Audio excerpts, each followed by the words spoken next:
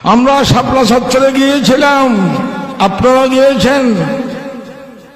আমরা দুজন একসাথে ছিলাম অনেকক্ষণ শাপলা চত্বরের মঞ্চে। শাপলা চত্বরে রক্ত দিয়েছি সচিবালয় দখল করার জন্য নয়, ক্ষমতা দখল করার জন্য নয়।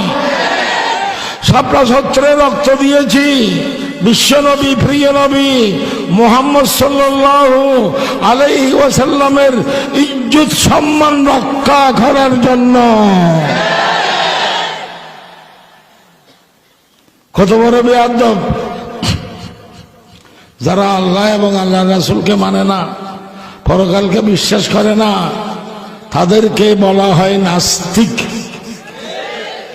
আমরা হলাম আস্তিক, তারা হলো কি নাস্তিক।